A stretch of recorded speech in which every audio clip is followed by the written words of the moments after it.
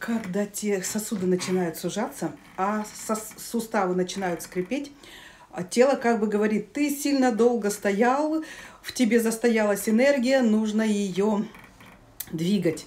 Каким образом нужно разгонять энергию в суставах? Берете средний палец, отделяете его. Ой, я тут вся в свечке. Все пальцы зажимаете. Вот таким вот образом вот. Остается у вас только средний. И его начинаете двигать, прокачивать. И желательно доставать до ладошки. То есть вы его как бы, свой организм начинаете как насосом прокачивать. Все сосуды начинают как бы прокачиваться кровью. Кровь начинает двигаться по артериям, начинает больше сердце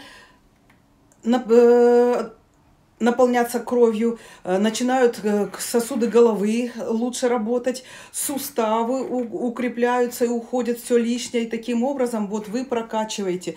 Вот таким вот образом. Вы как бы 99 раз в обязательном порядке.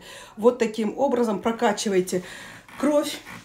Она начинает двигаться быстрее, активнее, позитивнее, и начинается в организме движуха. Это полезно для суставов и для сердца, крови, чтобы все наполнялось энергией.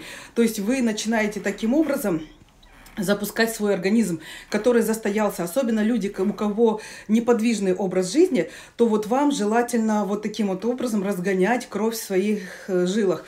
На одной руке, потом на второй поделали. То есть делать на обоих руках. 99 на одной, 99 на другой. И ваша жизнь наполняется энергией, бодростью и здоровьем. Но это не значит, что нужно забыть про лекарства и про все остальное. То есть все, что вам нужно, вы принимаете. Все, что вам показано врачебно, то нужно это принимать, нужно заниматься своим здоровьем, лечиться. Но вот таким вот образом как бы помогаете своему организму.